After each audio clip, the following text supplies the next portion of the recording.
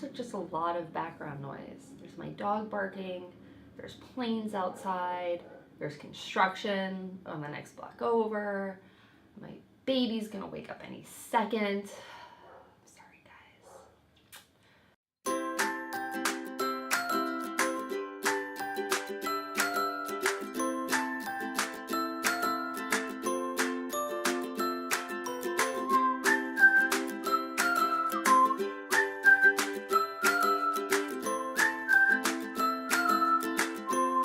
Hello and welcome to the Yet Another Yarn podcast, or as I like to call it, the YAYCast.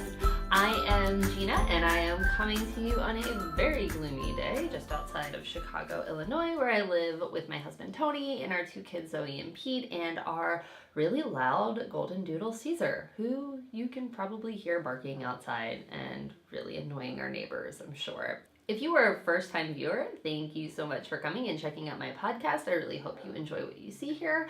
And if you are a returning viewer, thanks so much for coming back and joining me. If you like what you see here, please like the video, please subscribe to the channel. I really appreciate everybody who takes the time to watch and respond. You guys are awesome. Thank you so much. If you would like to follow me elsewhere on social media, I am on Instagram. You can find me at craftallthethings, all one word. And I recently just hit 500 followers on there, so thank you guys so much. I had a really awesome giveaway. I'm really excited about it. So if you don't already follow me on Instagram, make sure you go and follow me, because there will be lots more giveaways and things as things go forward. You can find me on Ravelry at gfiorito. It's Gfiorito.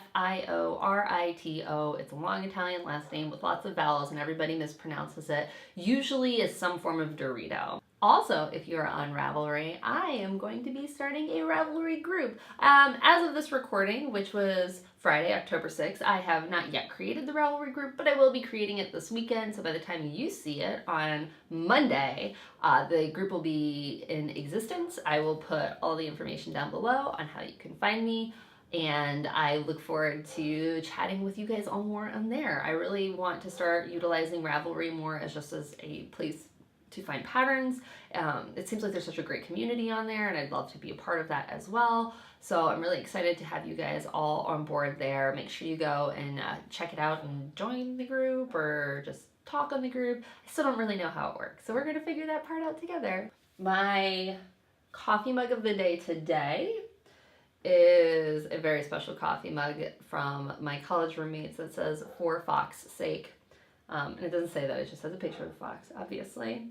And this one is extra awesome for 3 reasons. One, because it was a completely random surprise out of the blue present for no reason this past year, which was really great. I'm very close to my college roommates still. We talk pretty much every day, and they're just awesome ladies, and I love them. The second reason I love it so much is because our college mascot was a fox. And third reason, it's a wholly inappropriate little witty play on words. So this is awesome. This is the coffee mug I bust out when I'm having one of those days, which is really bad when you can bust out a coffee mug because you're having one of those days and like you just woke up. So if that says anything about my week, I'd like to apologize for the delay, if you will, in my podcast. I really wanted to get one up for the first of the month, and of course kids got sick, and then we had family in visiting, and I had a really nasty cough, and I figured you guys wouldn't want to hear me hacking throughout the entire podcast, so I decided to wait till I was better. And yeah, let's get started. So my fun fact for you guys this week is that I have started what shall henceforth be called my ambitious Christmas list. I know probably a lot of you guys do this too. I actually started my ambitious Christmas list in like July, and that I decided in July that I was going to make everybody something for Christmas, because this is what we do as crafters. We use other people as an excuse to buy all the things and then make all the things. And I don't know about you guys, but generally that means everybody just gets a lot of half-finished Christmas presents. So this year I have probably the most ambitious Christmas list I've had in a very long time, which probably isn't smart because I now have 2 kids instead of just 1. I don't know where I think I'm getting all the time to make all of this stuff. I have I think I've got like 20 items on my list, and like a lot of them are small, so I mean like socks and hats and stuff like that, but it's a lot of people to make stuff for. But I was talking to my sister recently, who was actually visiting last weekend, and we really wanted to record like a dual podcast episode, and of course kids were sick, timing didn't work out. We really only actually got to see each other for like 10 minutes because she was actually here visiting other family on her side. So yeah, we really didn't get to hook up for very long at all, but it was really nice to see her and get to see my nephew, which was fun. My mom was here, and that was great. And so we all got to talking about our ambitious Christmas list projects, and we thought it would be a good idea to host our very first make-along. I guess it's a knit-along, it's a crochet-along, it's a whatever you want to make along. So our idea is, since crafters as a rule typically get overconfident in their crafting skills and start tons and tons of projects for Christmas presents and rarely ever finish them, we are going to make an ambitious Christmas make-along. And for that, we have decided we are co-hosting this, and there's going to be lots of opportunities for prizes. It's going to start October 15th. So any project that you start from October 15th or after that is made with the intention to be gifted on Christmas. There are going to be a couple of rules as far as what kind of presents qualify. We definitely want to make sure that everyone is investing some time. So there will be a simple yardage requirement for different types of yarn. Basically, if you're planning on making something like a pair of socks or a hat, or even possibly even amigurumi dolls, we're going to see exactly what the yardage requirements are on average for those. Those types of things will definitely count. Obviously, you can enter something more ambitious like a shawl or a sweater. Those things are totally fine too. We just want to make sure that everybody is putting in at least a minimum time requirement. So the MKAL, is it a MKAL? Do we say MKAL? I don't think we say MKAL. The make-along. The make-along will run from October 15th through midnight on December 24th. So you will have, because we all do this, until midnight on Christmas Eve to submit final objects for your make-along. You can submit as many as you like, as long as they were started from October 15th or later. So you have multiple entries, and we will be picking a grand prize winner that will get a whole host of cool prizes. My sister and I both dye our own yarn, and so some of our own hand-dyed yarns will be parts of the prizes. My mom has actually gotten into hand-dyeing yarn, which is kind of ironic because she doesn't knit or crochet. She just likes to dye yarn. So she will probably be included in this. And then if anyone out there is watching, is also a fellow maker, and you would like to donate something for a prize, please let me know. We are absolutely accepting donations for cool different things, but things that we collect along the way will definitely be used as prizes. We are going to have a couple bonus prizes. For example, the person who's able to complete the most amount of projects between October 15th and December 24th will probably get their own prize. We'll also be doing special prizes if perhaps that you use either some of my hand-dyed yarn or my sister's hand-dyed yarn or my mom's hand-dyed yarn if she decides to start selling it, which would be kind of awesome. My dog came. He was so sad. If you can see him, I don't know how far down this camera goes. This is my ginormous golden doodle Caesar. All right, to continue. Well, I have to pet Caesar so he calms down. We're also going to be having an extra special drawing that you can submit between December 25th, Christmas Day, and New Year's Eve, the 31st. And if you submit a photo of your finished object with the person that it was gifted to, you will get an extra prize entry. So this is something that kind of happens after the MKAL has officially closed, after the make-along has officially closed. And it's just an extra bonus prize. And again, as many objects that you can make and finish in that time frame, as long as it was finished before Christmas Day, you can submit a photo of the person that it was gifted to with that object in the bonus round. There might also be other things that we give out prizes for. We're just kind of making this up as we go along, guys. So we will post all of the official rules in definitely my Ravelry group. I am sure my sister will be setting up her own Ravelry group. So I will make sure I include all the information down below on how you can find it and how you guys can sign up for it. And I'm really excited. I'm hoping that this make-along will help us to finish some of these projects that I so ambitiously start and never actually finish. My second big announcement is that as of this watching on Monday, October 9th, which, hey, is also my wedding anniversary, so yay, I will be launching officially an Etsy store to sell some of my extra skeins of hand-dyed yarn. So I've been dyeing lots and lots, and I really love some of the colors that I've been coming up with. So I decided that to fund this habit of mine, I will be selling some of my extra skeins on Etsy. And I did an auction on my Instagram account recently and was able to sell a few skeins that way. So of course I had to come up with my own yarn label because that's the fun part, right? And my husband actually came up with this name and I thought it was hysterical, so that's what it is. And it is Squish This Yarn, because it's so squishy. I thought it was kind of an ingenious name for a yarn brand, so I was really excited about it. And you will be able to find me on Etsy under Squish This Yarn, and I'll probably do other things, like maybe make another Instagram account that's just about yarny things, because the world needs more Instagram accounts.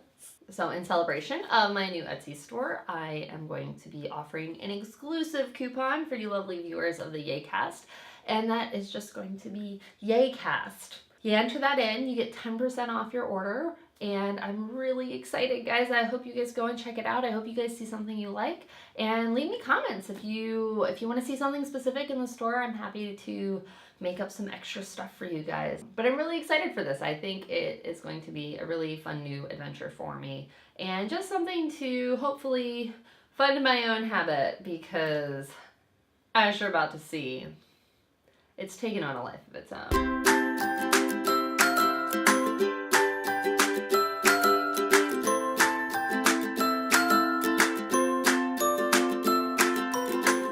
Stash enhancements. Guys, I went a little crazy while I've been gone, and bought a couple things, bought a lot of things. May or may not be on a yarn diet at the moment because of my recent purchases, so let's get to it. I very recently went to another local yarn store that I can walk to. I have 2 yarn stores that I can walk to. Do you see how hard this is? This is ridiculous. Anyway, we recently went to the one that's a little further away. It's about a 20-minute walk in the town right next to ours, and it's an adorable little town called Oak Park. And this yarn store recently reopened. It was, I think, under different management previously. It had a different name, and I think the owner sold, and so they've reopened and rebranded. And I stopped in there about 2 weeks ago, and I blame this on my husband entirely, because we had gone out to lunch. We went to this awesome new restaurant that just opened that's run by Two Brothers Brewery, which is a local Illinois brewery. And so we had a drink, and then my husband let me into a yarn store unsupervised after said drink. And I thought for sure that I could handle this. And then the lovely lady who was working there, whose of course name I totally forget, informed me that the whole store was 40% off. And I was like, well, that changes everything, clearly. I'm actually going to start at the end of the stuff that I picked out. I have a weak spot for Malabrigo. I don't know why. I think it's because a lot of their colors are always like very jewel tone, and I'm just like obsessed with jewel tone things. But I saw these two guys sitting next to each other on a shelf, and I was like, well, there we go. That's going to have to do it. And this is This is their Makita base. Machita? I think it's Makita. And it's 100% superwash merino. It is single ply. The colorways are Hollyhock and Archangel. Those are the two of them together, and I just think they are so pretty. The other two things that I got from this shop is, first, I got my first hedgehog. Isn't that pretty? They do carry hedgehog at this store, which was awesome to find out. They unfortunately didn't have a huge selection when I went, but I did grab this one because I love the colors. It's a DK weight single ply. I don't really know what to do with that. So if you have a single skein DK project that you think could be good for this, please let me know. I've been looking at stuff on Ravelry. I haven't quite found anything that sings to me yet. Or if you know, even if it's not just a single skein, I might go back and see if they have any more, anything that might coordinate with this when they get their next shipment in. Yeah, I just thought it was such a pretty color. It is the colorway Damp. It's just like blues and greens. It's so pretty. I'm so excited to have my first hedgehog, guys. I feel like I can finally join the Cool Knitters Club. And then the last thing, which was actually the first thing that I picked out when I went into the store, the last thing I got is this one. So this is from the local indie yarn dyer, Kitty Pride Fibers. And the girl who dyes them actually works at Fiberista, which is really cool. So if you are local to Chicago and you enjoy supporting local businesses, I would definitely recommend go in there and check her stuff out. I loved it. This one is her alpaca sock. So it's 50% superwash merino, 30% alpaca, 20% nylon. And the color is, I'm going to say this super wrong, lepidolite. I believe she names her colorways after different types of like stones and quartz and all those really pretty rocks that have different colors in them that I don't know what they're called because I was really bad at science. Those are what really inspire her colorways. And I saw this purple, and I have a future sister-in-law who's obsessed with purple. Taylor, if you're watching this, just like fast forward to this part unless you want to ruin Christmas. So I saw this and I grabbed it because I've been wanting to make her a pair of socks. She loves socks. It's going to be perfect. I just thought what a perfect combo this would make. I'm going to try and do the Hermione's everyday sock, I think was the pattern that was going around for a while because, hey, guess what? We also love Harry Potter. It's like a triple whammy of a present, which is I'm really excited about. But it was really cool to just be able to support somebody that's also local. I think that's really fun. And I don't know, I loved it. This is actually my favorite one that I got that day. And I got some pretty cool yarn, guys. She has lots of stuff on her Instagram account, so I would recommend checking her out there. She also takes custom orders, which I think is really cool because not a lot of dyers do that. She was very sweet. I really enjoyed talking to her. And then because I can't help myself, I got two more, not from my local yarn store, but from indie dyers. I got another woolen fine, and I got another fiber for the people. But I have justified this to myself because these are the two colorways that I've wanted since this summer, and it just hasn't worked out from shop update to shop update that either I haven't been able to get that shop update or they didn't have it when I was able to log on. But for Woolen Vine, I got her Mooncusser colorway. And this is her Nuvo base. This is 100% superwash merino, single ply. And this color is just, I fell in love with it the first second I ever saw her post a photo of it. It's just like these brownish purples and dark streaks. Like I can't really describe it. It's like a rusty purple.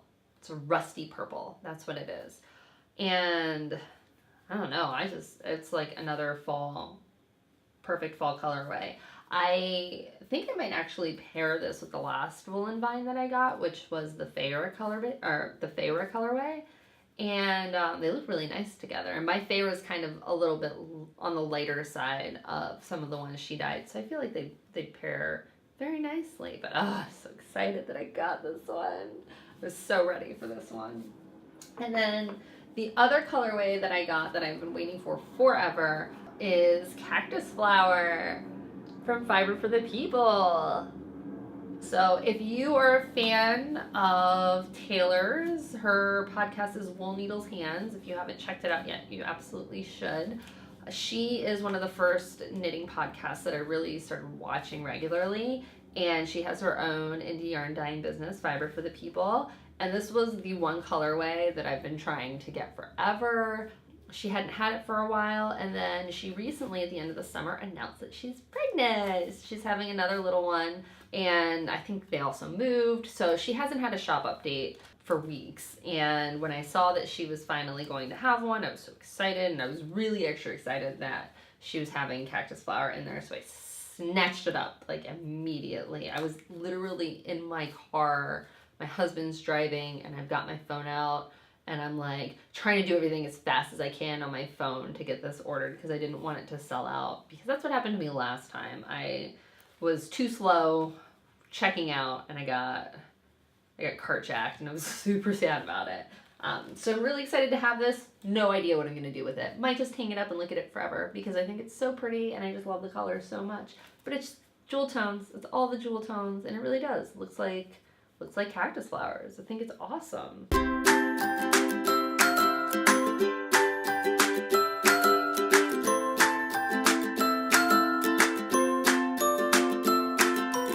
Next, I'm going to move on to works in progress, and sadly, despite me having, I think, 3 weeks between this episode and my last episode, I don't have a ton to share. I was actually been working pretty hardcore on the What the Fade shawl, which I'll show you guys in a minute. But I will show you, I actually just cast, let's see, I just cast on 2 new projects last night. Mainly because I cast on this one coming up because I've just had so much straight knitting in my life that I needed a break. I needed some sort of lacy pattern to do something else with because I was starting to get like knitting burnout from between the What the Fade shawl, which I'm now in the garter stitch sections, and my Boxy Chevrons sweater, and socks. I'm over knit stitches right now. So I cast this on last night. Guys, fun fact, I'm using acrylic yarn. I have a lot of acrylic yarn in my house, and after the yarn binge I just went on, I promised my husband that I would slow down just like a little bit and use some of the yarn that I already have. And then I was looking through all my acrylic yarn, and I was like, I feel like I've been a little bit of a yarn snob recently, and it's really not as bad as like I remembered it being in my head. This is the Red Heart Soft, which I think is actually much better than like a regular Red Heart yarn. It definitely feels a lot squishier and nicer, and I don't even know if this is a grape colorway. But I found it's also worsted weight, and I've been using fingering weights for so long now, and for so long I've been using fingering weight for like 3 months. But I've been using almost exclusively fingering weight that like worsted feels huge to me, and I'm still not used to how fluffy it is. But I thought I'd get a jump on my Christmas list, and I wanted to make a lacy cowl or scarf for my mother-in-law. And so I started this last night. I cast this on. This is the Amphora cowl. It's by Skeinwalker Knits on Etsy. I do not know her real name. Sorry, guys. But so far, I really, really like it. I'm only like halfway through the first lace section, and I believe there's three full repeats of the main lace, and then there's another 2 repeats of like a different lace. But yeah, I really like it. I actually cast this on initially with a different acrylic yarn from my yarn stash that was more variegated in color, but it started striping, or at least it was like a subtle stripe, and I just wasn't a fan of the stripiness with the lace. I thought maybe just a solid color would work better. So yeah, this is hopefully a quick knit, and I'm really loving it so far. It's just nice to have a change of pace from all those straight knit stitches. I thought if I was going to do more straight knit stitches, I was just going to throw my hands up and be done with it. So it's nice to have a little bit of lace back in my life. I'm hoping that this will be a finished object the next time I record my podcast. I can't imagine it taking me too long, and it'll be something that I get to knock off my Christmas list. So yeah, hopefully Christmas project number 1 will be in the can very soon.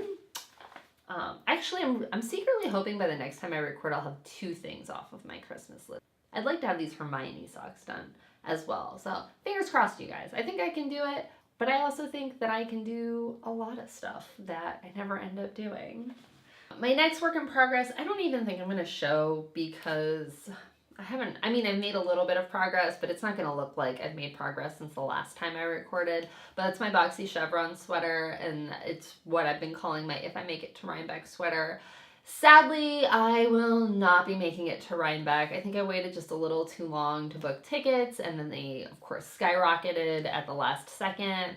And I was still thinking about trying to pull it off, but unfortunately the times of the flights really weren't going to work out with the times that I needed to fly in and fly out, and I didn't want to force it, I didn't want to be stressed out about another trip. So not this year, definitely next year. I'm definitely making it to Rhinebeck next year. If it kills me, I want to go so bad. Also, if you're local in Chicago or the Midwest or Illinois, I am really bad about finding out about local conventions and meetups and stuff. How do you guys find those? Is there a secret website that no one's telling me about? So if you live locally and you know of something coming up soon, I'd love to hear about it because I'd love to go to one. I've never been to one, and I think they sound like so much fun. So my next work in progress, which I actually also cast on yesterday, is my Halloween sock that I'm going to be entering in the October sock bash that the Grocery Girls are hosting. I am using my own hand-dyed yarn entirely for this one. So I have this main color here. This is Witch's Familiar, which if you've watched the podcast before, this is the colorway that I originally dyed for my friend Dree for her birthday because she's obsessed with Halloween. And I made some mini skeins recently and decided to make a coordinating color. So I'm calling this one Wicked because it's a nice green color. Yes, that's my dog that you guys can hear in the background. Again, seriously, this podcast is a hot mess. Podcast. I actually have one more set of these that I'm going to be putting in my Etsy store. So if you like the way that this is looking, you can go and check that out there. I think I've gotten over my sock knitting anxiety a little bit because I'm making up this pattern as I go along. I'm using Kristin Lehrer's, who's Woolen Vine, her favorite sock pattern as kind of like a reference point, but I'm changing a couple of things. I made, you'll see with my finished objects, I made a couple of variations on the pattern, not on purpose, realized it after the fact, but I like the way they turned out. So I think I'm going to keep those variations as kind of my standard vanilla sock. I'm not exactly sure how I'm going to do a contrasting heel cuff and toe on these, and I'm not quite sure how I'm going to do the contrasting heel yet. I've gotten a bunch of vanilla sock patterns together. I don't know what the best heel to use for a contrasting heel is. I do like the way that the heel flapping gusset fits in Kristin's original pattern, but I don't know if I would like the way that that would look on a contrasting heel. I don't know. So it'll be a mystery, but hopefully next podcast these will be finished. I also have another Halloween themed sock set that will also be in my Etsy store. It's the Trick or Treat colorway, which of course I forgot to have out for you guys. But if you're interested, you can go see those over on Etsy or my Instagram, or watch the previous episode. It's in there too. It's like browns and oranges with like pops of pink. And so if my crazy knitting schedule that I've given myself holds true, then I will have maybe 3 full completed pairs of socks in October. That's probably not gonna happen, guys. Let's be honest. I Did not get to work on my Pure Joy shawl at all these past couple weeks. Again, because of all of the garter stitch. I'm kind of garter stitched out, and you're about to see why. So, spoiler alert, if you are knitting along with the What the Fade cowl, listen, I'm only on clue 3. You're probably further than me at this point. I'm pretty sure everybody and their mom is further than me. But if you don't want to see a spoiler for clue 3, I'm going to drop down below where you can fast forward to in this podcast so you don't ruin anything. That being said, you have been warned. Here we go. What the Fade? What the Fade? For real, this thing is enormous. This thing is a monster. Look at this. So I finished clue 3. I finished it probably about a week ago, and I haven't touched it since because I'm a little burnt out on garter stitch. These are on a 32-inch needle. They're like all bunched up. It's a monstrous shawl. I have seen a couple of finished shawl spoilers on Instagram, and they look, I know they're blankets. I'm really excited to finish this because, especially with winter coming, especially in Chicago, I really do want a huge shawl that I can just kind of like snuggle up in. So I think this is going to be perfect for that. All the yarn I'm using in this shawl is hand dyed by me. So with the brioche section, this top section here, this is one called Lucille, which is just little pops of like a pinkish purple. This middle section with more darker colors, that's called Truth or Tabloid. And then this yellow section down at the bottom, this is called Moment in the Sun.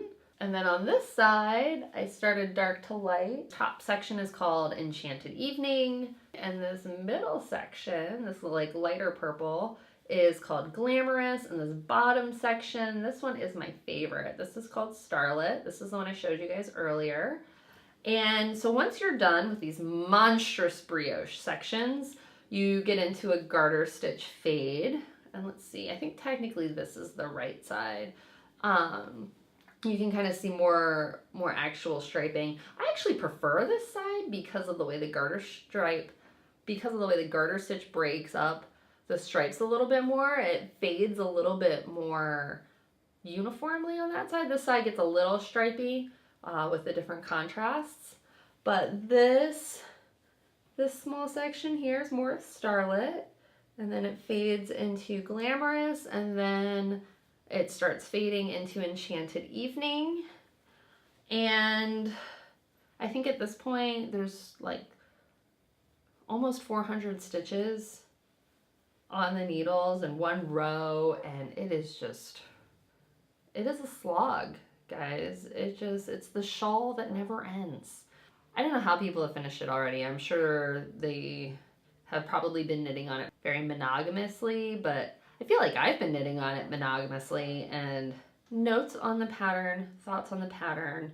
I will say I did sneak a peek ahead at people's finished shawls, and I love the way the finished shawl looks. I'm going to finish this. I love how it's coming together. I love how big it is. I love how squishy it is.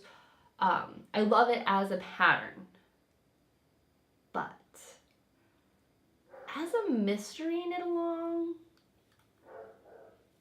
I'm going to say it, I was a little disappointed in the predictability of it.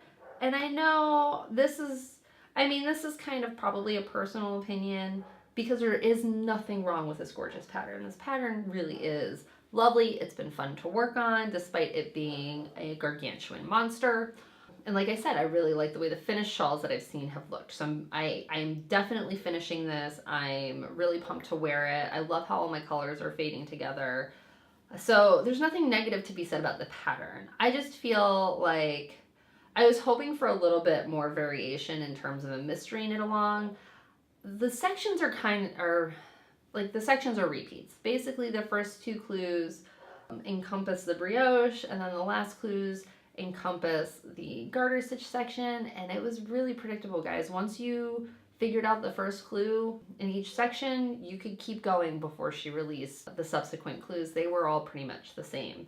So in that respect, I was a little disappointed. It didn't feel like there was much mystery other than, like, what did it look like? But once you found out, you know, what you were doing. It just seemed a little repetitive. I really enjoyed the last mystery knit along I did, which was the Beyond the Wall mystery knit along. That was, by the way, I saw a couple of comments last time. That was the shawl that I was wearing, my finished object shawl. That was my Beyond the Wall mystery knit along shawl.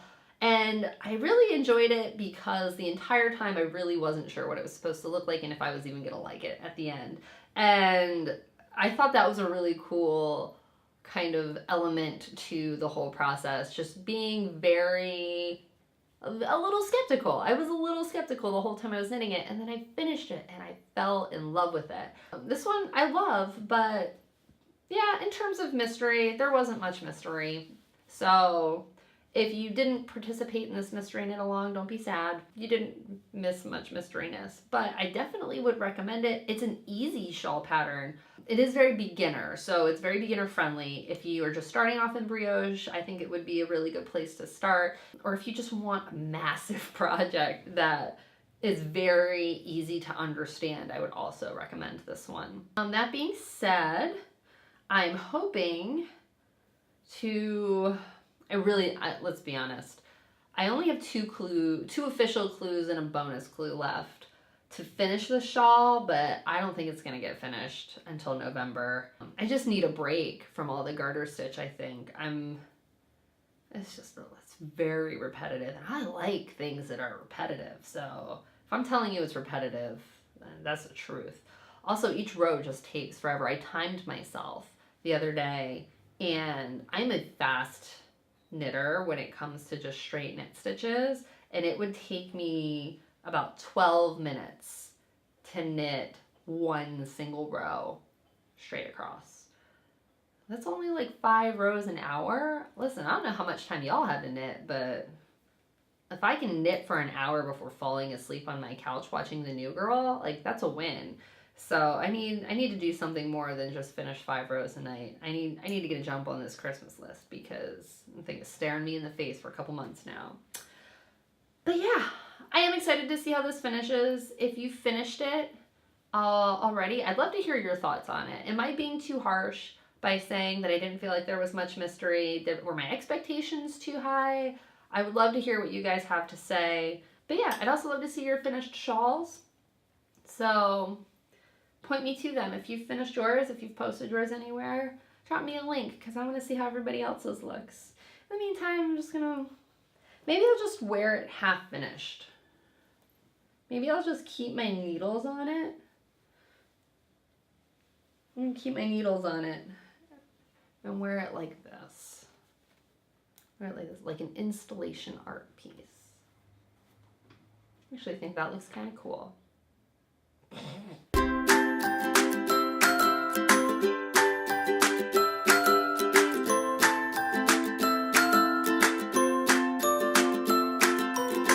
Finished object time, and as per tradition, I have exactly one finished object to show you guys, but look, I finished a pair of socks. This is my first official finished pair of socks ever. Well, not ever. I made a pair of socks a couple years ago. I don't know that I would call them socks though. I used the wrong yarn, I used the wrong weight, I made lots and lots of mistakes and had to sew up a bunch of holes. So this is my first official pair of finished socks with minimal mistakes. I did make some mistakes, but none that really affected the structure or finished product. So for these socks, which have been placed on these lovely sock blockers, but not actually blocked yet, so they're a little loose and wiggly. These socks, I used my 3 Irish Girls yarn that I found in Wisconsin. The colorway is called Sierra. And I used, for a pattern, I used Kristin Lehrer's Favorite Socks pattern. Kristin is Vine. You can get her pattern for free off of her website, and I highly recommend it for newbie sock knitters. It was really easy to follow. It was fairly easy to modify, even if I wasn't modifying it on purpose sometimes. I did have a little bit of a issue with my heel turn for my first sock. I had to rip it back a couple times because I kept losing my stitch count. I wasn't quite sure what I was doing wrong, but I eventually figured it out. It does have it was a heel flapping gusset, so it has a reinforced heel, which I thought was really cool. And then it's knit cuff down. So you start up here, go down here. So you use a Kitchener stitch to close the toe. And this was the first time I did a Kitchener stitch. And the very first time I did it, I definitely did it wrong. This is my first sock. And you can tell because if you see the Kitchener stitch, I don't know if you guys can see that, but if you're looking at the toe of the sock, there is an obvious ridge. It is not a seamless join. I think I was pulling my yarn over the needles when I should have been pulling my yarn under the needles. I think I fixed it more or less. I watched a couple of tutorials for this one, and this one is a lot more seamless. Definitely not a lot less obvious. It's still a little bumpy. I don't know if it's supposed to be bumpy, but that's okay because I like it and I think it works. And I'm very excited to wear these. I entered these into the Grocery Girls September Sock Bash. So I used that as my deadline. I did finish them in September, and yeah, I'm very excited to finally have my first pair of knitted socks. I can't wait to wear them. It has been like 80 degrees in Chicago in September because the weather's confused and thinks we're suddenly in Florida. I don't know. So hopefully it cools down in the next like week or two and I can actually wear these. But yeah, this is one step closer to my handmade wardrobe-ish and knitting all of my accessories and sweaters by hand and ditching a lot of commercial products. So yay me, yay for socks. This is just a fun way to display socks. Should all just display our socks like this. So I think that's really it for this week. Sorry I didn't have more works in progress. I do have quite a list to cast on. And the problem, I still haven't started my long line sweater by Locatelli, and I really, really, really want to, and I have a hard time justifying casting that on when I haven't even finished my Boxy Chevrons sweater yet, and I have such an ambitious Christmas list, and I'm really struggling with this balance between like being a selfish knitter, especially since I like tossed a bunch of my clothes recently and I don't have a lot to wear, and making stuff for other people, which I really, really enjoy doing. How do you guys balance that? Do you find that you're more of a selfish knitter? Do you find that you enjoy giving stuff away more? I saw a lot of people having babies. I gotta start making baby presents, guys. I need knitting to be my full-time job. I'm just spending too much time in front of screens and it's just been ridiculous.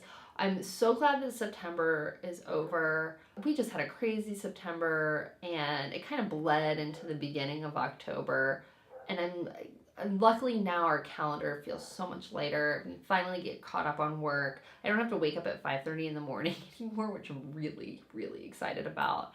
So our daughter Zoe, who just started preschool this year, we had our very first parent-teacher conference today, and I didn't even know that they did parent-teacher conferences in preschool, but it was really cute. Her teacher is so sweet and so encouraging, and Zoe's just made so much progress over the past couple weeks. And it was really just fun to sit down and talk to her and hear how she is in class and how she gets along with all the other kids and all the projects and stuff that they've been doing. And it just made me really happy. I'm really proud of her right now.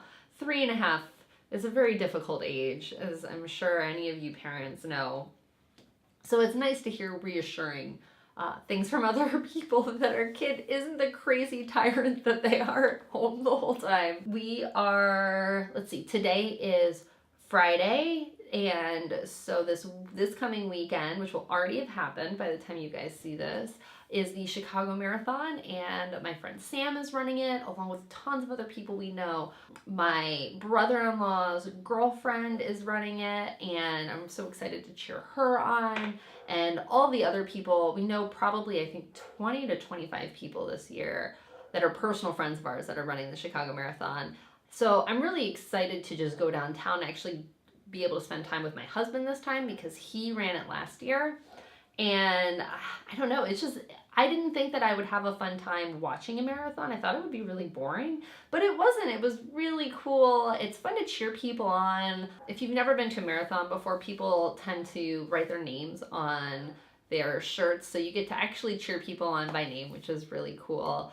And seeing people cross the finish line is also just a really awesome experience to see their relief when they realize that they've finished it and it's such a major accomplishment.